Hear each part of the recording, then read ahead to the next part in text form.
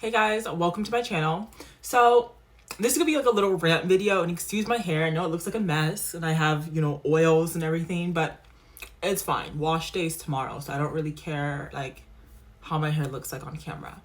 But I've just been watching a lot of YouTube videos of, people who are like ways to grow your hair. This is how you grow your hair. These are the tips that you need. And I always come across these specific tips that are so common but like so obvious that I just always wonder, like, do you really need to include them? Number one of the tips that just annoys me when I hear it in certain videos is, oh, exercise. No shit. Everyone should exercise 30 minutes a day. We all know this. But do people do it? No. I do. I exercise 4 to 5 times a week, but you guys see what I'm saying. It's one of those things where it's like, we all know we should exercise, but it's not really something that it's not really something I feel like should be included in an actual how to grow your hair sort of tip, because it's so obvious. Same with, oh my gosh, same with this tip. Drink water.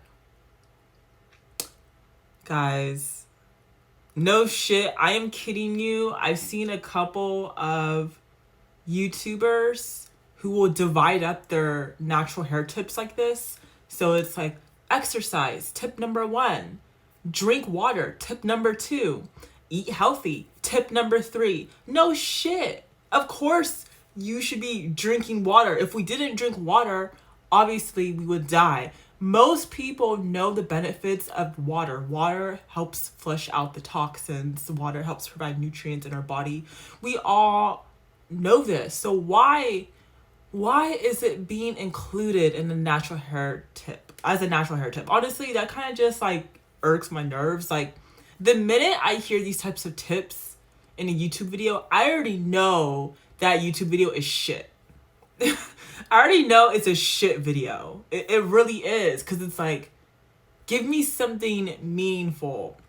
Like I mentioned, we all know that you need to eat healthy and that you need to drink water and exercise. That's a given.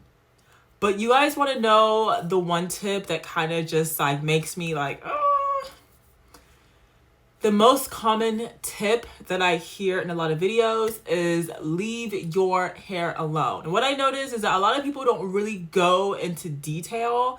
So I feel like in some cases when people hear, oh, leave my hair alone, they literally think, oh, I actually have to leave my hair alone. Like, never touch it or never wash it or never manipulate it. There's women out there who think that they can put on a weave and a wig or braids and literally leave it alone and not do anything to it. So here's the thing. If you choose to wear braids or weaves, you still have to moisturize the hair underneath every like few days or so. How many days it takes to moisturize your hair. For me, I have to moisturize my hair every day. So for you, if you are someone who knows that you have to moisturize your hair every day, you have to moisturize your hair every day, even if it's in a weave or even if it's in braids. This goes with washing your hair. Even if it's in weaves or braids, you still have to wash your hair every single week. And that's the part that I don't understand, is when people tell me that wearing braids and wearing weaves is more manageable, because I'm just looking at them and I'm like, how's that shit manageable? Not only do you have to take care of the weave, but you also have to take care of your hair underneath. That's double work. And on top of that, if you are wearing a weave, you have to spend so much time laying it down, putting on the concealer, laying the baby hairs and all that. So I honestly don't understand like what people mean when they say, oh, it's just easier. For me, in my opinion, it's a lot easier to wear my natural hair. I can easily just put it in a puff and go. put it in a puff, moisturize it, and go. Or wear like a braid out. So yeah, you know, I don't know. To each their own. That's all I would say. To each their own. But like I mentioned, honestly, the leave your hair alone, it's honestly, I don't know what it is, but that tip just kind of annoys me because you got people that won't really explain what it means.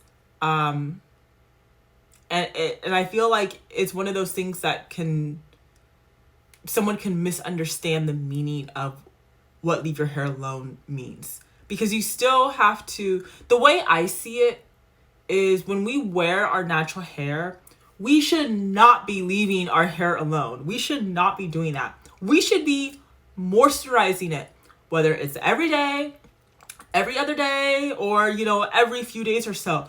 We should be moisturizing our hair. We should be wetting our hair. We should be doing deep conditioners, shampooing our hair. Those sorts of things that we're doing, that's not leaving your hair alone. Those are actions that you have to take daily or weekly to upkeep your hair, to nourish your hair. It's literally like a plant. Plant needs, you know, sunflower and water, you know. So that's, you know, I honestly don't understand the tip of, you know, leave your hair alone, because if you really leave your hair alone, it's going to dry and break off by the time you take down those braids. It's happened to me numerous times, and that's why I'm going natural, because I am more likely to take care of my hair when it's out and about. When I have my hair in braids, I will literally leave that shit alone and I will not touch it for 2 months. And I've learned my lesson. So that's why I'm on my journey. But I think when people share this tip, they really need to go into detail in terms of manipulation, how often you should be manipulating your hair. So there's like really, really high manipulation and there's like low manipulation. And I feel like when people say don't manipulate your hair, it's really in the sense of like high manipulation, like doing braid outs, braiding your hair every day. That's considered high manipulation. But if you just moisturize your hair in sections and it's taking you less than 5 minutes, I actually think that's okay. Because I used to do that a lot and my hair like still grew despite. So really at the end of the day, guys, listen to your hair. These tips that you hear on YouTube, just take them with a grain of salt, experiment with different products, and figure out what works for you.